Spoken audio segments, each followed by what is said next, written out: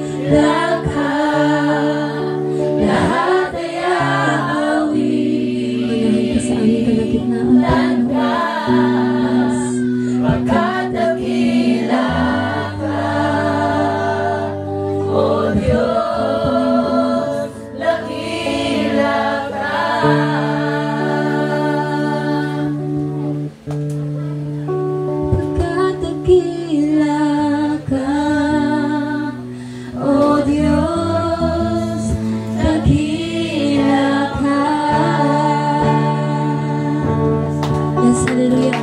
Muli, Panginoon, sa iyo po ang pinakamataas na papuri, pagsambad, pagdakila. Sa aming pangalan mo lamang, Jesus. Amen.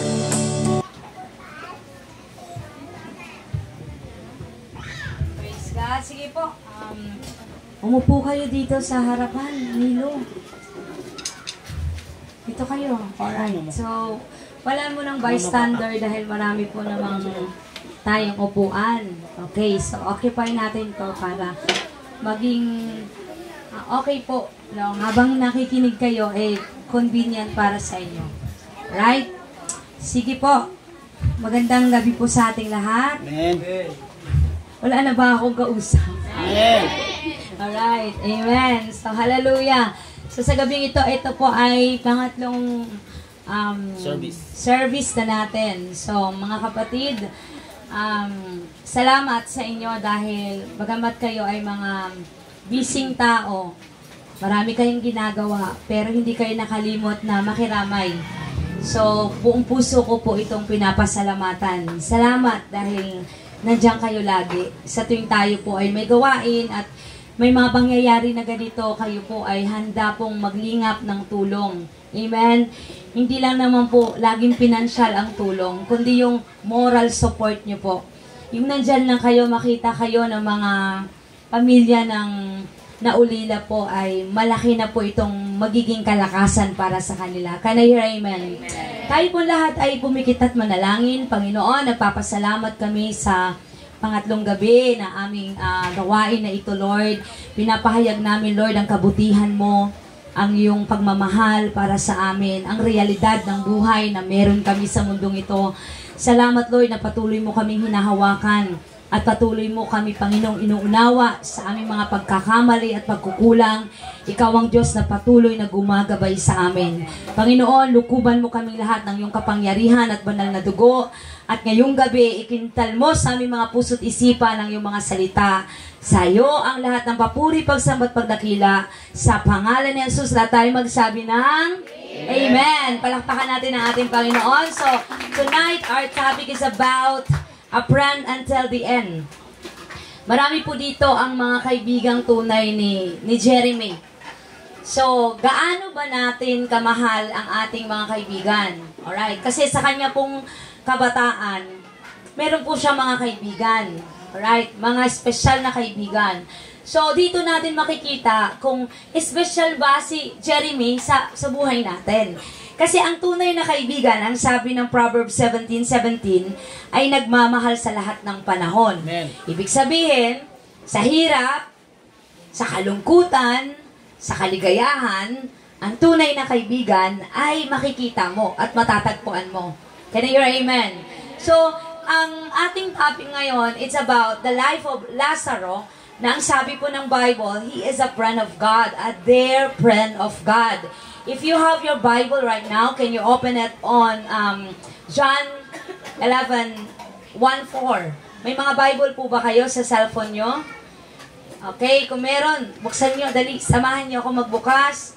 Alright, mag-download kayo ng apps sa inyong mga cellphone ng Bible kung wala po kayong mga Bible talaga na physical. Alright, sige. Sa bayan ng Bethlehem ay may isang taong nagkasakit. Siya ay si Lazaro, na kapatid ni Marta at Maria. Si Maria ang nagbuhos ng pabango sa paa ng Panginoon at pagkatapos ay pinunasan iyon ng kanyang buhok. Dahil may sakit si Lazaro, nagpasabi kay Jesus ang magkapatid, Panginoon, ang minamahal ninyong kaibigan ay may sakit. Nung marinig ito ni Jesus, ay sinabi niya, hindi niya ikinamamatay ang sakit na ito. Nangyari yon upang maparangalan ang Diyos at sa pamagitan nito'y maparangalan ang anak ng Diyos. Can I hear amen? Amen. Kung basahin natin, meron po ditong salita na minamahal ninyong kaibigan. So, kitang-kita po dito na si Jesus at si Lazaro ay intimate sa isa't isa. They are close. Close sila na magkaibigan. Kasi sinabi po dito, ang minamahal ninyong kaibigan. Alright, amen. So mga mga kapatid, may isang kwento na may isang matanda na member po ng isang church na may sakit. So, ang matandang ito ay dinala ng kanyang mga anak sa ospital at na-confine ng ilang buwan kasi malupa po yung kanyang sakit. Habang nasa ospital siya, nag-request siya sa kanyang mga anak na bilan siya ng cellphone. Okay, nung nabilan ng cellphone, natutong mag-TikTok. Okay, kasi grabe ba namang buwan doon, ano? Boring na yung matanda. So, natutong mag-TikTok. Alright, naalala ko tuloy matatanda pag nagti-TikTok, no? Talagang pilit na pilit igalaw yung katawan. Kasi pag sinabi natin TikTok, more on dance talaga. Tama ba? Kasi wala akong TikTok eh. Pero nakikita ko lang yung TikTok. Tama ba mga bataan? More on dance? Okay. So, natuto siyang mag-TikTok. At nag-record siya ng lahat naman nangyayari sa loob ng kanyang room kasi mag-isa lang siya. So, bago pumanaw ang matandang ito, ay meron siyang habilin sa kanyang mga anak. Ang sabi niya, mga anak, sa aking burol, panoorin ninyo ang mga recorded videos. Parang may neology, papanoorin ng lahat ang kanyang video, ipapalabas ang video na ginawa niya. Sa screen, habang lumalabas ang kanyang mga masasayang muka, biglang bumungad ang salitang ito. Kunwari, nagtitiktok siya, biglang nag-stop, biglang bumungad yung mukha niya. Ang sabi niya, hello! Sa lahat ng mga dumalo sa aking burol, sana masaya kayo. Ganon ang kanyang, ganyan ang kanyang na-record. Okay. So, parang siyapak lang, no? Meron na siyang preparation sa kanyang pagpanaw. Alright. So, tanong ko, mga kapatid na nandito, ano ba ang plano nyo sa inyong pagpanaw? Nakaplano na ba? Diba? Sabihin nyo yan sa nanay nyo na, ma, pag pumanaw ako, bigyan mo ako baka masampal kayo. Diba? Kasi ang sabi ng mundo ay bad omen daw yan pag plinano. Okay? Pero tumatandang ito ay meron siyang funeral plan. Alam niyo po ba na hindi lang dapat wedding ang pinagpaplanuhan? Alam niyo po ba maging ang bagay na ganito ay dapat pinaghahandaan? May kausap pa ako ngayong gabi? Alright. Sabihin mo sa katabi mo, naghahanda ka ba? Tanungin mo nga yung katabi mo, sabihin mo, naghahanda ka ba? Alright. Napakahirap yatang magplano ng sarili mong, burol. Yung sabihin mo, ito yung gusto kong makeup ito yung gusto kong lipstick. Ito yung gusto kong kulay ng ko. Napakahirap. Alright. Lalong hindi talaga madaling iplano ang mga bagay na ito. May kausap ba ako ngayon? So, mga kapatid, ano nga ba ang plano ng Panginoong Hesus sa kamatayan ni Lazaro? Alright.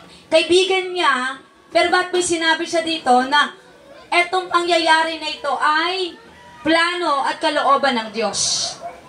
Alright? So, ibig sabihin, ang kamatayan ni Jeremy ay may plano ang Diyos. Amen. Can you hear amen? Amen. Alright, alam niyo po ba nung namatay ang mama ko, alright, may plano pala si Lord. Kasi doon na nung balik ang asawa ko sa akin. May plano. Alam niyo, hindi ko makakalimutan, yung naglalamay kami sa aking kalungkutan, sinamantala naman niya yung kalungkutan ko that day. Malungkot na malungkot ako. Okay, nag-break na kasi kami niya, nakapa-love story tuloy ako dito. Nag-break na kami niyan ng ilang taon. Nung namatay ang mama ko, bigla siyang bumalik. Okay, tapos nakita niya siguro malungkot na malungkot ako. Alright, andun siya gabi-gabi. Alam niyo, wala nang naglalamay kasi hindi naman talaga tayo nagpapasugal, nagpapasakla. Okay? Marami lang namang naglalamay pag may sakla, may sugal no? Tama ba? Real talk tayo. Pero pag walang ganon, naglabas na kami ng mga video okay that time. Baha-baha na lahat ng mga pagkain kasi walang sugal, walang sakla. Nanatili siya doon kahit gabing-gabi na, wala nang naglamay, siya naglalamay. So, para sabi ko, grabe talagang effort na effort Alright? That time, nanumbalik yung alaala ko na parang minahal ko yata itong taon noon And then, yung nagsimula na, gig kami uli. Diba? Hanggang tuloy-tuloy na yung relasyon namin. Alright? in almost 10 years bago kami nag-asawa. Pero yun talaga nagsimula uli yung love story namin nabuo dahil nung namatay yung mama ko. So, kasama siguro yun sa plano ni Lord. May kapalit Yung lungkot ko, pinalitan ni Lord ng habang buhay na kasayahan. Amen po ba? So, ang lahat ng pangyayari ay may dahilan. Kaya kung tayo po ngayon ay sobrang lungkot, ito yung mensahe na ito ay para sa atin lahat. Kung naunawaan, magsabi po ng Amen. Una, ano nga ang plano ng Panginoon? Alright, para sa isang kaibigan niya na namatay na.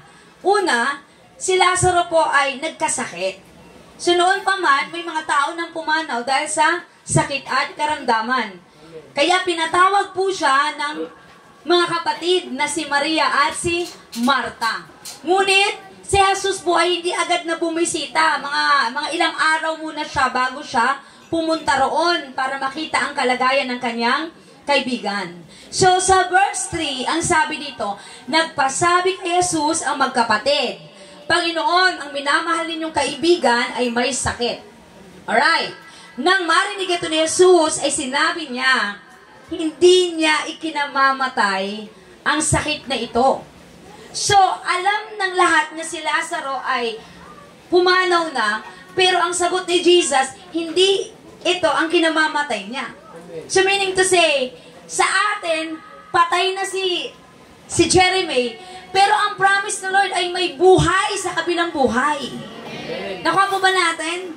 Kaya si Jesus bilang kaibigan, okay, makita natin ang attitude niya, hindi siya masyadong nayanig sa pagkawala.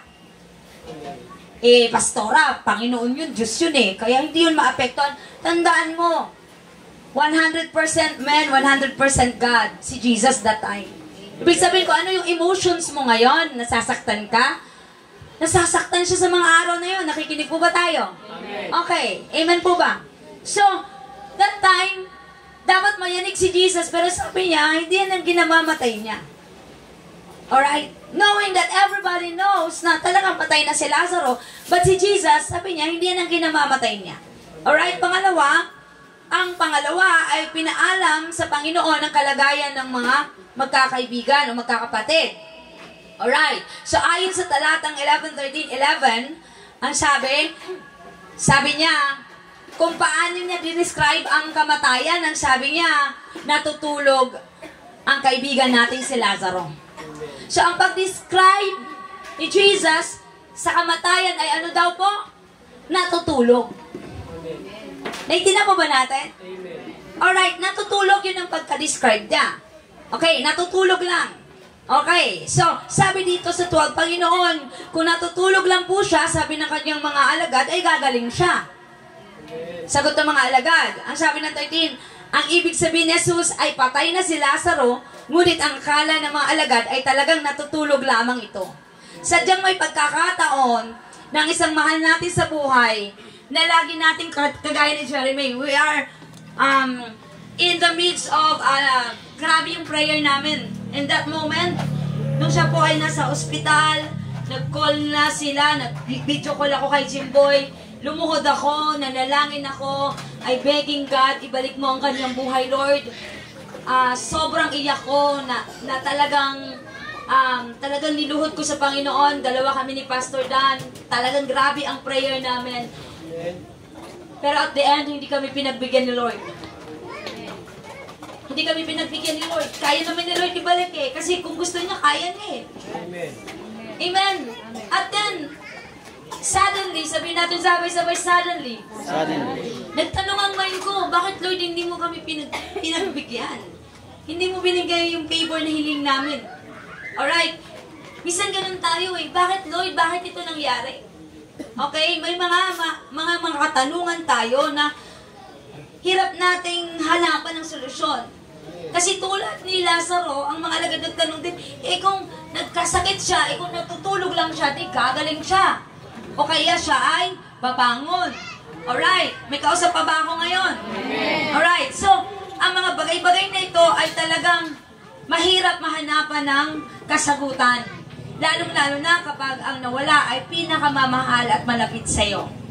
Amen. Palakpakan nga natin si Lord. Hallelujah. Glory to God. So ang tagpong ito ay talagang nakakalungkot. Nandito tayo lahat mga kapatid dahil tayo ay sama-samang mananalangin at iisa ang ating pananampalataya. Mula po nung araw na yon na si Jeremy po ay gabi yun, di ba, Kuya Ray? Umaga. Umaga. Anong Gabi dalag? pa lang. Gabi pa lang nung nalaman ko na gano'n na ang kanyang kondisyon. Hindi na rin ako makatulog. No? Maaga pa lang, nagtawag na ako sa kanila, kinumusta ko na agad siya. Gusto ko nang malaman kung ano nangyari. Okay, balisa ako, hindi ako mapakali. Okay, so, ang mga pagkakataon na yan, simula pa lang nung nalaman natin, nilapit na natin sa Panginoon. Nung gabi pa lang, minessage ko na agad si Jimboy. Sinabi ko sa kanya anong nangyari sa kapatid niya. Minessage ko na lahat ng mga pastors group na ipag-pray nyo ang isang kabataan. Marami na ako nilalapitan. Pero, ang sagot ni Lord ay sagot niya at ang plano niya ay plano niya. Naunawaan po ba natin? Alright, mga kapatid, mahirap tanggapin, pero ito yung realidad. Kung si Lord po ang nagpasya, wala na tayong magagawa pa. Can I hear amen? Kaya nga po, habang buhay pa ang ating mga mahal sa buhay, bigyan natin sila ng attention, bigyan natin sila ng care, because sa tao ngayon, bigyan natin sila ng magiging okay sila. Dapat lagi tayong nagkukumusta. Mga anak, yung mga nanay nyo, ma, i-text nyo, okay ka lang ba? Ma, I love you. Anong kinakain mo ngayon, ma? Yung mga anak dyan na sin lang, hindi nagre-react, sin lang. Sabihin mo sa katabi mo, magbago ka na. Magbago na, sin lang ginagawa. Walang reaction. Kahit isa man lang, ano tawag dito? Thumbs up lang. Kahit ito lang, sana dilaw. Kahit wag na yung pula, kahit wag na yung puti na puso. Ito na lang, okay na yun sa mga magulang nyo. Okay na yun sa mga ate at kuya nyo. Hanggat may buhay, ipakita natin na mahal natin sila. Kanina, amen? Kanina, amen? Hindi yung iba, nangungumusta, ma, anong ulam? Di ba? Yung sabihin, ma, anong ulam? Kapag may kailangan, ma, ano? Ulam, anong pagkain? Ma, pera. Okay? Kapag kailangan si mama pera, andyan agad, pero pangungumusta, wala. Okay? Mangumusta naman tayo kahit, no? Busy tayo. Mag-response tayo sa ating mga loved ones. Kasi ang pagsisisi ay laging nasa huli. Amen. Hindi sana maging tagline yung pagsisisi na nasa huli kung kung lahat tayo nag-response, wala tayo dapat pagsisisihan, mga kapatid. Pero dahil matigas ang ating mga puso at kalooban, talaga magsisi tayo pag hindi natin ito ginagawa. Amen po ba? Alright. So habang may panahon, bigyan natin ng atensyon, panahon ng ating mga magulang. Mga kabataan, pwede ba akong makarinig ng amen? Amen. Amen. Hallelujah. Palakpakan natin si Lord. So sa pagkakataong ito, no, ang Panginoon po ay may pangako sa lahat po ng mga kumikilala sa Kanya, may tamang relasyon sa Kanya. Hindi tayo dapat mabahala, hindi tayo dapat mag-alala sa pagkawala ni Jeremy. Bakit? Kasi ang kanyang pangalan ay nakasulat sa aklat ng buhay. Amen. Ang alalahanin mo ngayon yung iyong kalalagayan. Ha? Naintindihan po ba natin? Amen. Sabihin mo sa katabi mo, alalahanin mo sarili mo. Okay. Yung iba kasi alalang-alala tayo. Ano na kaya nangyari ngayon? Okay? Ano na kaya ang susunod na pangyayari? Ang dapat alalahanin mo yung kalalagayan mo. Kasi bakit? Pinapakita lang sa gabing ito ang realidad ng buhay. Ang realidad ng buhay, pinapakita lang, mga kapatid. Amen. Hallelujah. Glory to God. So, ang kanyang pangalan ay nakasulat sa aklat ng buhay na hindi maaring kalimutan ng Diyos bilang kaibigan. Lahat tayo po, like Lazaro, we are a friend of God. Sabihin mo sa katabi mo, you are a friend of God. We are a friend of God. Di ba may kanta tayo? I am a friend of God. Like Abraham, he is a good friend of God. Like Lazarus, he is a good friend of Jesus. Amen. Hallelujah. So ang Panginoon po ay hindi po nagkulang, nagpabaya para sa ating lahat. Amen. Na tulad ni Lazaro, hanggang sa kanyang kamatayan, nabuhay muli. Pinatunayan ng Panginoon na sa mapatay o mabuhay, nandoon siya parate. Amen. At gusto ni Lord ngayon patunayan sa iyo na sa kabila ng iyong mga kalungkutan ngayon, nandyan ang Panginoon, tatayo bilang kaibigan mo. Amen. Ang turing natin kay Jeremy ay isang kaibigan at nawalan tayo ng tunay na kaibigan. Amen. Tandaan mo, ito gusto kong i-emphasize ngayong gabi, tandaan mo, si Jeremy po ay nasa piling na ng Panginoon. Nawala man ang kanyang physical na anyo, pero ang presensya ni Lord nandyan para sa iyo. He is your good friend. Ang Diyos ang pinaka-the best na kaibigan. Palakpakan natin ang Panginoon. Hallelujah, glory to God. Amen. So mga kapatid, maramdaman natin yung simbuyo ng damdamin ng dalawang kapatid na si Maria at Marta. Alright, na parang nasisipa si Jesus. No? Nasisipa si Jesus na parang, bakit ngayon ka lang dumating? Di sana kung dumating ka, mga araw na yun, hindi nawala sa amin ang aming kapatid. No, may pagsisisip ang ganap. Minsan ganun tayo, nung nawala si Jeremy, nanisi tayo kay Lord. Lord, bakit? Bakit si Jeremy? Bata pa. Yung iba, ako na lang, Lord. Hindi ka pa plano ni Lord eh. Amen. Huwag kang mamilit. Sabihin mo sa katabi mo, huwag mong pilitin. Mas marunong ka pa kay Lord eh. Ako na lang sana, Lord eh. Ayaw pa nga ni Lord eh. Amen. Hindi mo pa panahon. Bakit mo pipilitin? Amen. Naunawaan po ba natin? Okay, may takdang mga oras. Sabi nga kanina sa Ecclesiastes, may oras sa lahat ng panahon. Huwag mong pilitin. Yung iba, sasamahan na kita pa ka talaga. Sasama ka. No? Gusto mong sumama? Okay? Baka kung si Jeremy Boy, sabihin, huwag ka na sumama.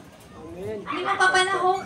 Amen. May kausap po ba ako ngayon? Amen. Alright. So, when Jesus came, meron pong pagsisisi o meron pagdaramdam ang dalawang kapatid na ito, lalo na si Maria at Marta. Okay? Natanong nila ang Panginoon. Sabi nila, bakit ngayon ka lang dumating? But, you know what? Jesus He offered a best assurance. May binigay siyang assurance sa mga kapatid. Amen po ba? Amen. May binigay siyang assurance sa mga kapatid. So para sa akin mukhang may hugot talaga si Marta nung sinabi niya na, Panginoon, kung dumating ka lamang kaagad, hindi sana namatay ang kapatid ko. Okay, mga ganyan tayo minsan pag nawala ng mahal sa buhay. No? Yung ating mga kapatid na late na dumating, kung dumating ka sana, kuya, sana nakapagpaalam pa si mama sa'yo, na-traffic nga eh. Amen. Kung sino-sino yung ating pinagsisisi. Amen. Alright? Kagaya ni Jesus, nasisi siya, kung dumating ka sana kaagad. Alright? So mga kapatid, ang salitang ito, masasabi natin, panunumbat, panisisi. Amen. Kapag nagtanong ka kay Lord, minsan dumadating yung point na sinusumbatan mo na sila, bakit Lord, nangyari sa amin to? Sino ba tayo para magtanong ng ganun kay Lord? Pwede naman tayo magtanong, pero yung panunumbat, bakit mo nagawa sa amin to Lord? Mahirap na nga kami, dinanito mo pa kami. Amen. Alright, kinawawang mo lalo ang sarili mo. Sabi ko sa inyo kagabi, tayo yung tunay na mayaman. Bakit? Dahil ang langit na pupuntahan natin ay purong ginto. Lahat na mayaman, magsabing amen. Amen. Palakpakan natin si Lord. Hallelujah. Glory to God. Sa halip na pagsabihan ni Jesus, si Marta na, bakit? Kung ngayon lang ako dumating, pakialam mo. Diba? Pwede naman yung sabihin ng ganun yun. Amen. Alright. Sabi niya, Marta, mulang mabubuhay ang iyong kapatid. Yun yung assurance doon. Ano po yung assurance si Jesus sa kanyang kapatid ni Lazaro, si Marta? Marta, mabubuhay ang iyong kapatid. Yun yung assurance doon. Ano ba ibig sabihin nito? Mga kapatid, ulitin ko, patay yung katawan na yan, pero sa harapan ni Lord kayo buhay ang spirito at kaluluwa ni Jeremy. Amen. Amen. Palakpakan natin ang Panginoon. Ang sabi na tutubog na, lahat tayo ay darating dyan. Amen. Amen po ba? Amen.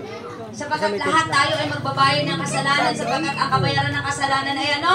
Kamatayan. Amen. Amen. So lahat ay darating dyan. Pero ang inassure ni Lord, namatay ka physical, mabubuhay ka ng walang hanggan. Yun yung eternal life. Naunawaan po ba natin? Amen. Hallelujah. So, ang kaibigan na ito ay nagbigay ng assurance sa mga kapatid. Sinamahan nila si Jesus doon sa libingan. At bigla na lang itong tinawag ni Jesus, Lazaro. Tawag lang Lazaro. Okay? Ang kanyang kuman ay pangalan ng Lazaro. Amen. Nabuhay si Lazaro, lumabas mula sa libingan. Amen. Ganyan po kamakapangyarihan ng ating Panginoon. Amen. Okay, kung plano niya buhayin si Jeremy, plano niya mga kapatid. Amen. Pero ang gusto niya ni Lord, makasama na si Jeremy ng habang panahon. Amen. Para ang batang ito ay hindi na mahiwalay sa kanyang presensya magpakailanman. Amen. Palakpakan natin si Lord. Amen. Hallelujah. So mga kapatid, ngayong gabi, sana may naunawaan tayo. Amen. May naunawaan tayo sa salita ng Panginoon. Amen. Na tulad mo, si Jesus ay nawalan din ng kaibigan. Na tulad mo, si Jesus nawalan din ng minamahal. Amen. Pero meron siyang mga assurance para sa iyo, sa akin, at sa ating lahat. Amen. Patuloy lang tayo magpakatatag. Patuloy lang tayo magtiwala. Hindi man agad-agad ito maalis ang sakit na ito. Kasi ang oras at panahon lang ang magaling na doktor para pagalingin ang ating mga nararamdaman. Amen. Pero ang salita ni Lord ay enough na para sana tayo ay mabigyan ng kalakasan. Para ang ating kalungkutan po ay mapawi kahit papano. Amen. Can I hear amen? Amen. To God be all the glory. Tumayo po tayo. Hallelujah.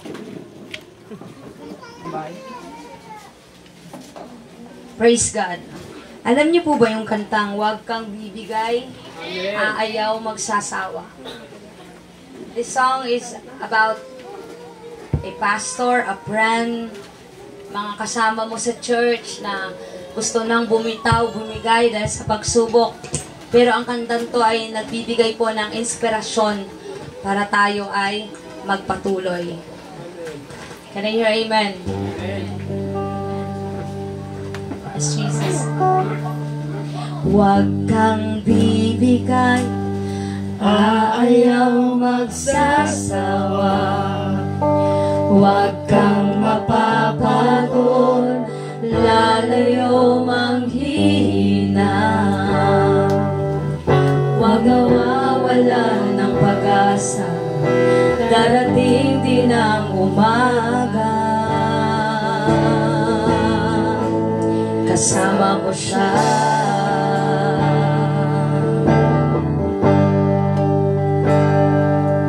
Jesus, hallelujah. Kung ikaw ay nagkamali, ibabangon ka niyang muli. Itatayo ka niya sa tuwing nadarapa. Malayo na ang iyong narating, wala nang babalik ang muli. Kaya mo yan, kaibigan, kasama mo siya. Huwag kang bibigay, aayaw magsasawa. Huwag kang mapapagod, lalayo manghihina. Huwag nawawalan ng pag-asa, darating din ang umaga. Kasama mo siya. Hallelujah, Lord. Salamat, Panginoon, sa gabing ito na kami ay sinamahan mo. Salamat, Lord, sa lahat ng buhay na dumalo ngayon. Ikaw ang patuloy na magpala sa kanila, Panginoon. Pagpalain mo po sila, Panginoon, ng kaligtasan, physical, Panginoon, ng kagalingan, in the mighty name of Jesus. Ganon din, Lord, ang protection mo, ikahawad mo sa aming lahat. Dalangin ko, patuloy mong i-comfort, Lord, ang Predog family. I declare, Father God, the restoration, Lord God, upon their life. This family, Lord God, will restore back again in the name of Jesus. Palakasin mo po sila, Lord, at patuloy mong tugunin ang pangangailangan ng pamilyang ito. Huwag mo silang pagkulangin, Panginoon. Hallelujah. At patuloy, Lord God, na magbukas ang langit para sa kanilang lahat. Salamat, Lord, sa kabutihan mo. Tanggapin mo ang aming papuri, pagsabat, pagdakila. In Jesus' name we pray, lahat tayo magsabi ng Amen.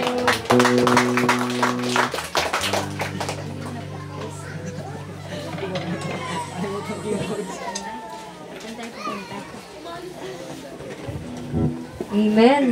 Salamat po sa aming mahal na pastora sa kanyang Word of God. At sa gabi pong ito, tayo tuloy-tuloy sa ating, hindi pa po tayo tapos. Meron pa po tayong, makakarinig po tayo ng mga word of gratitude.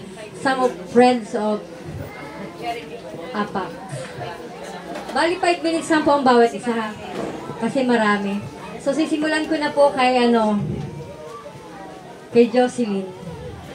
Ang kaniyang Pinsan. Cousin po ba? Pinsan. Oo. Akala ko, friend din niya, di ba? Close friend din.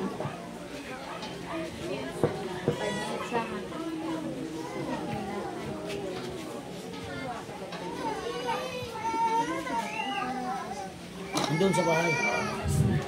Yan, magandang gabi po sa ating lahat. Ako po ay pinsan ni Jeremy.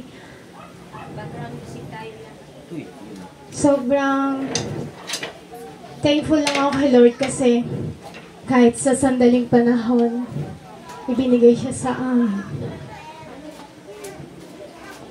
Upang iparana sa amin kung gaano siya kabuti. Wala akong masasabi sa pinsan ko, sobra. Never siyang humindi sa akin. Siguro andito ako sa harapan kasi sobrang nagpapasalamat talaga ako kay Lord kasi di ko alam lahat. Di ko alam kung paano ko sasabihin lahat. Pero nung time na naginip po ako, alam po to ng tita ko, sinabi ko po sa kanila to, na naginip po ako ng 2 kabataan sa aming mga youth, 2 po. Binata at saka dalaga po, nakita ko sa panaginip ko. Blurred po kasi yung tarpaulin niya, kaya hindi ko masyado makita yung mukha. Yung time na yun, gusto ko talaga makita yung mukha kasi sabi ko, gusto ko siyang ipag-pray, gusto ko silang ipag-pray na sana hindi mangyari yun. Tapos, kinuwento ko kay tita, sabi ko, na naginip po ako ng kabataan na lalaki. Tapos, sabi niya sa akin, alamin ko kung sino daw. Tapos sabi ko, hindi ko po makita kung sino yung lalaki na yun. Pero ang nakita ko doon, lahat kami ng youth nandoon. Pero nakita ko si Jeremy wala doon eh. Tapos may nakita din ako na isang babae din wala. Kasama namin sa youth. Hindi ko alam kung sino. Kasi masyado pong blurred yung pinapakita sa akin. Tapos nung time na yun, nasa Las Piñas po ako, nagsabi rin po ako kay Pastora. Sabi ko, Pastora, ano pong ibig sabihin pag naglalagas po yung mga ipin? Sinabi ko po yung kay Pastora. Tapos sabi sa akin ni Pastora, i-review ko daw po. Kasi yun din po yung sign na may mawawala daw po sa pamilya namin. Tapos, pinag-pray ko yung kay Lord. Niluhod ko din po yun. Siguro sa ngayon nagsasorry ako kay Apa kasi hindi ko talaga nakita yung tarpon niya. Hindi ko nakita, sobrang blurred po talaga.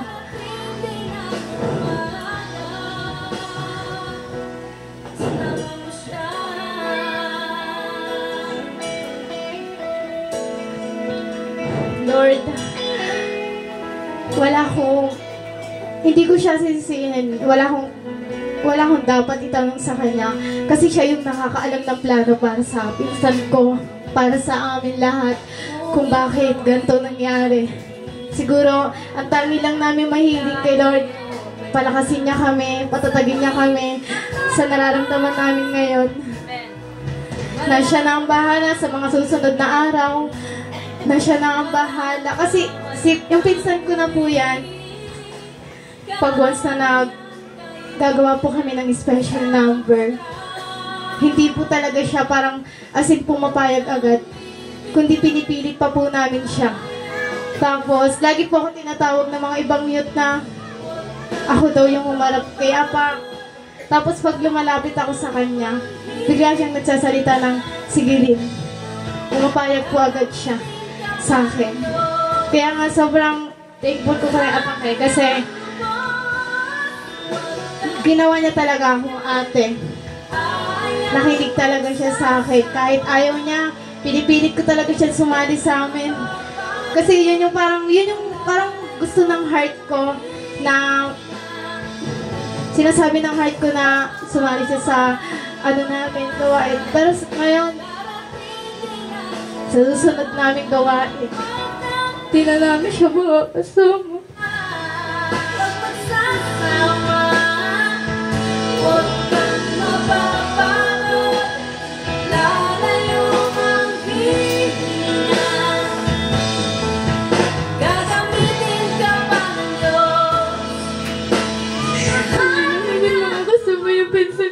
Nag-practice kami. Nag-practice kami ng youth, pero alam ko, Lord, na mas marami ka pang inilagay sa amin na kasama.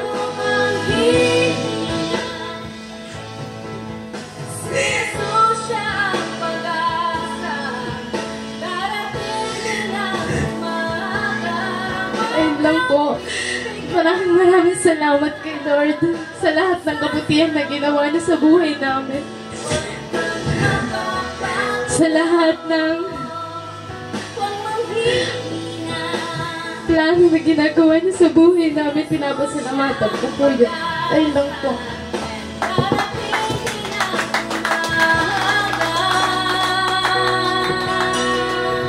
Dapat pala po may tissue dito sa sa palpet. Wala po ba kayong tissue dyan?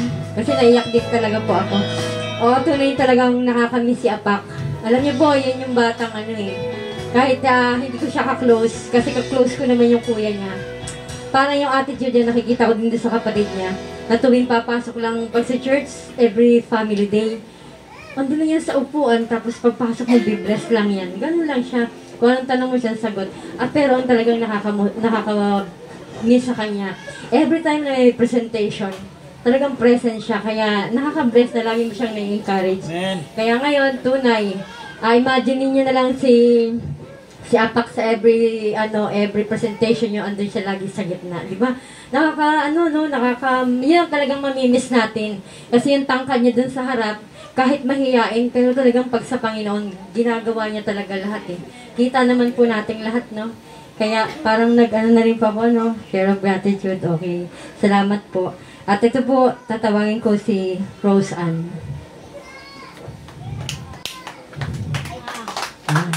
Okay.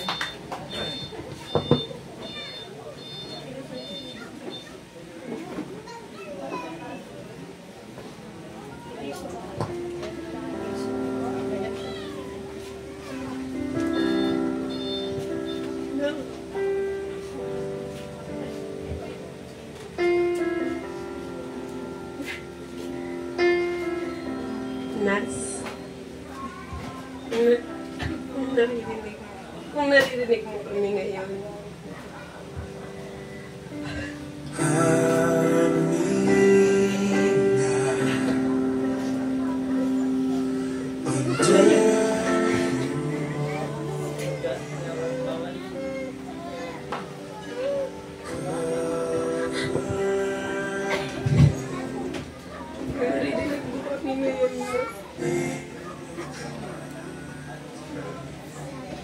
alam ko na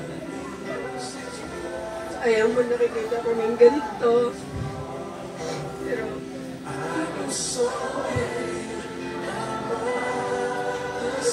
papatuloy ko rin kami ng pagpapatag.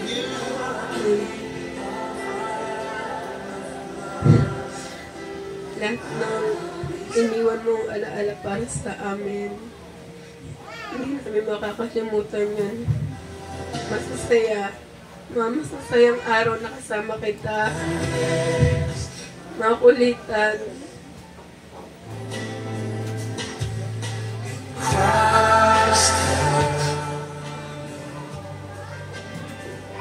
Lahat ng yun, inibigit ko na talaga. Hindi ko kakalimutan lahat ng araw na. Hindi ko kakalimutan lahat.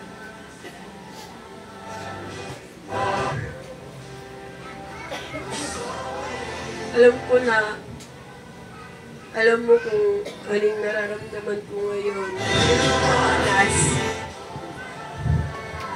Di ba ikaw na nga nagsabi sa akin na yung problema, pagsubok lang, kailangan magpakatatag, magpatuloy. Ginagawa ko.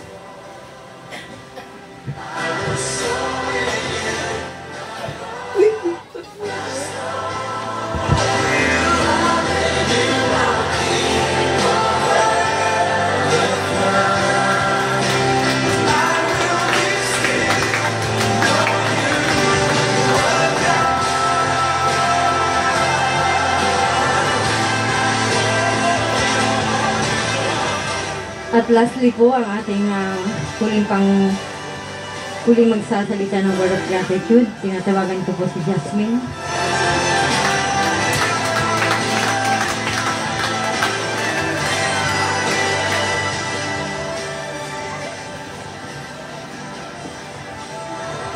Ganito ko lang po yung panahon po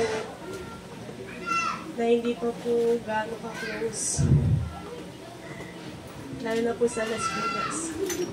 Kasi po, may mga sarili pa po kasi kami mundan. Sana din po yung hindi ko po siya maintindihan kasi nga po Bisaya. Pero,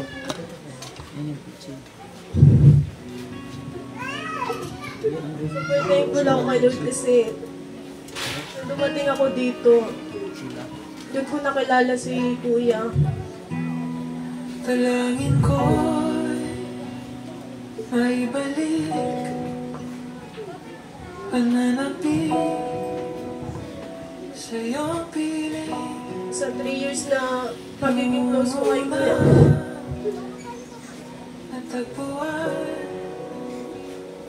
inilaan, sobrang daming memories pero kaligtasan, hirap pilit po. sa krus ko na kami. Lalo na pa, inikilala ko pa siya. Tunay na Sila nila Kuya kasi nga, wala po akong kuya. So, parang, nilalapit ko talaga yung sarili ko sa kanila. Panginoon, tanging tahanan, kapahingahan. Sa'yo ko lang natagpuan ang tunay na kaligayahan, kapayapaan. Next na, Sa'yo ko lang nadarama. nagdit lang pala yung pagsasama namin. Ang dami ng tampuhan, lalo na yung mga youth. Ilang beses na nag-away, pero hindi pa rin May balik, pananabik sa'yo. Kuya kasi yung tipong hindi talaga nagsasabi ng problema. Like, hindi mo talaga alam kung okay ba siya o hindi na eh. Kasi hindi talaga siya nagsasabi.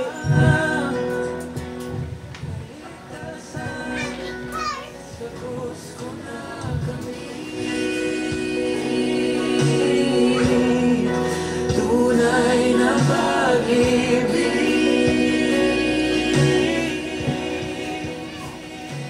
Nakakagulat lang kasi may sakit na po. Dami pa namin plano. Lahat kami mga youth. May banding pa kami ngayong December. Kaligayahan, kapayapaan, sa'yo ko lang nadarama. Ako'y nagmamali, Panginoon, hindi na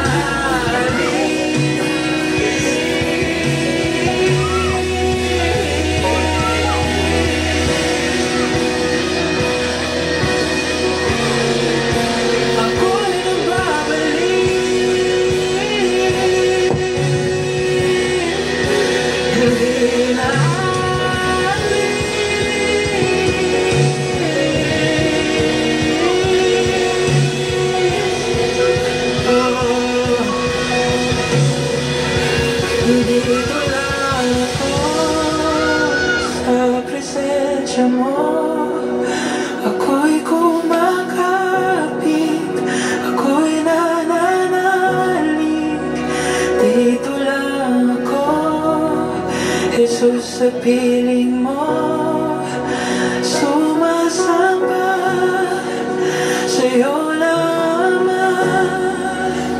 Dito lang ako sa presensya mo, ako'y kumakapit, ako'y nananalig. Dito lang ako, Jesus, sa piling mo, sumasama sa'yo naman. Dito lang ako sa presensya mo, ako'y kumakapit. At muli po, salamat sa ating mga word of gratitude. At gabi-gabi po, meron po tayong gagawin ganito. So ngayon po, inaanyayahan ko po ang lahat. Tayo po magpo-closing prayer na. At tinatawagan ko po si Kuya Nunoy for the closing prayer. Sa presensya mo, ako'y kumakapit, ako'y nananalig. Ako, Jesus, Hallelujah, Lord God. Lord, muli po kami nagpapasalamat, Panginoon, sa bawat pag-iingat mo sa aming lahat, Panginoon. Papasalamat kami, Panginoon, dahil lagi kami dyan para sa amin. Hindi po kami pinababayatan, Panginoon. Salamat sa pag-iingat mo sa amin, Panginoon. Dahil lagi kami dito, Panginoon. Maging ganun din po, Panginoon, sa ating mga biyaya. Ay, binibigay mo sa amin sa pag-araw-araw, Panginoon. Maraming salamat, Panginoon. At lalong-lalo na siyempre sa aming mga pastora na lagi mo pinag-iingat ang Panginoon. Maraming rin po salamat, Panginoon. Hallelujah, Lord God. Yun lang po, Panginoon. Kaya kapurihan, pasasalamat ay binabalik ko ng buong buo. Sa tanging pangalan mo, Jesus, in Jesus' name. Amen.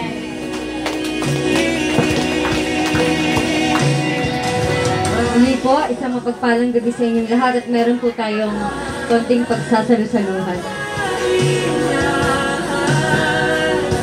Sa'yo ko lang tapuan ang tunay na kaligayahan, kapayapaan. Sa'yo ko lang nadarama, o Ama, ako'y nababalik.